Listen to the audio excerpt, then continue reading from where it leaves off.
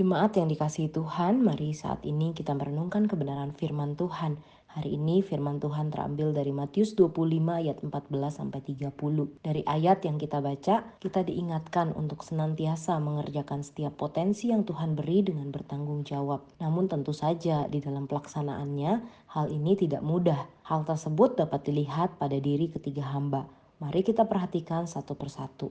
Yang pertama, hamba dengan 5 talenta dan 2 talenta menunjukkan kesungguhan menjalankan potensi mereka. Ketika para hamba datang dipanggil oleh sang tuan, mulailah mereka masing-masing menerima bagiannya. Hamba pertama terkejut karena ia menerima 5 talenta. Sebagai perbandingan, 1 talenta kira-kira bernilai lebih dari 200 juta pada masa kini. Dengan demikian, ia menerima jumlah yang untuk ukuran seorang hamba luar biasa besarnya. Tidak heran bila reaksi yang dicatat di dalam Alkitab adalah hamba itu segera pergi. Ia langsung ingin menjalankan talenta tersebut. Singkat cerita, setelah sang tuan pulang, hamba tersebut berhasil memperoleh laba 5 talenta juga. Dan hal ini membuatnya dipuji oleh sang tuan. Ia disebut sebagai hamba yang baik dan setia. Bagaimana dengan hamba yang kedua? Ia pun berbuat demikian, lalu memperoleh laba 2 talenta juga. Ketika keduanya menyerahkan hasil perolehan, siapa yang lebih menyenangkan sang tuan? Ternyata kedua hamba tersebut memperkenan hati sang tuan, bukan hanya hamba yang memperoleh laba lebih besar. Di dalam bahasa aslinya, keduanya mendapat penilaian dan pujian yang sama. Bila kita perhatikan, sang tuan memberi sesuai dengan kemampuan masing-masing. Memang laba yang diperoleh mereka berbeda nominalnya, tapi presentasinya sama, yaitu 100%. Hal ini menunjukkan bahwa keduanya telah berusaha dengan baik atas apa yang dititipkan kepada mereka. Hamba yang mempunyai modal lebih bisa memperoleh laba lebih, sedangkan hamba dengan 2 talenta juga sudah mengerjakan tanggung jawabnya. Sikap kesungguhan kedua hamba inilah yang diminta oleh sang tuan dan bukan sekedar hasil. Allah melihat bukan sekedar hasil, tetapi lebih utama kesungguhan. Seringkali mungkin kita juga terpaku pada hasil dan hal itu memang umum terjadi. Tidak mengherankan bila kelak kita melayani, kita juga kebanyakan mengukurnya lewat prestasi pelayanan. Berapa kali kita pelayanan, di mana kita melayani, berapa jemaat kita, berapa standar persembahan yang diberikan, apa jabatan kita.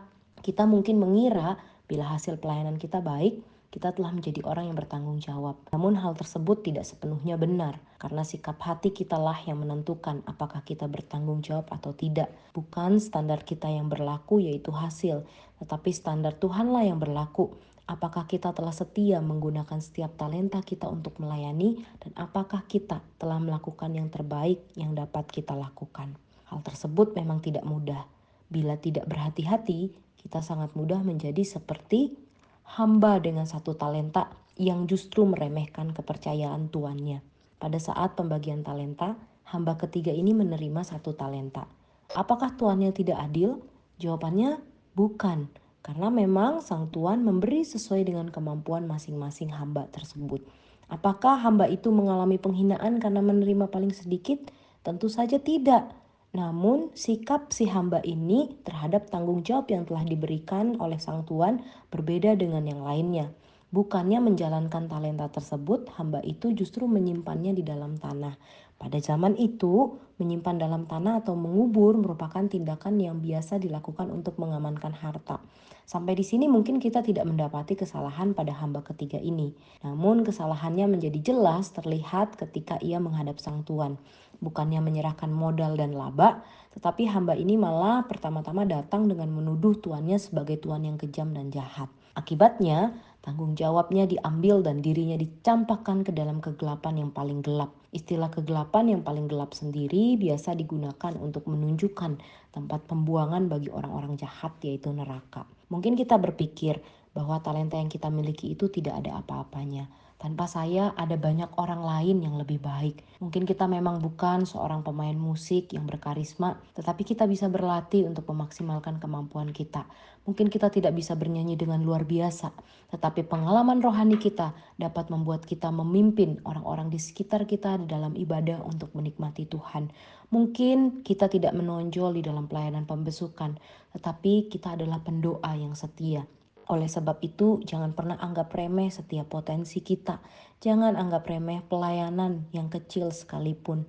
Bila kita merasa kecewa dengan prestasi kita, sesungguhnya kita belum gagal. Bila Tuhan tidak menganggap gagal, mengapa kita harus merasa gagal dalam pelayanan? Pertanyaannya, maukah kita bersungguh-sungguh mengembangkan potensi dan talenta kita untuk Tuhan? Kalau selama ini masih banyak karunia dan kesempatan yang terlewat, biarlah kita tidak melakukannya lagi. Tuhan rindu anak-anaknya berkarya dan mengembangkan potensi serta talenta yang telah diberikannya dengan maksimal. Amin.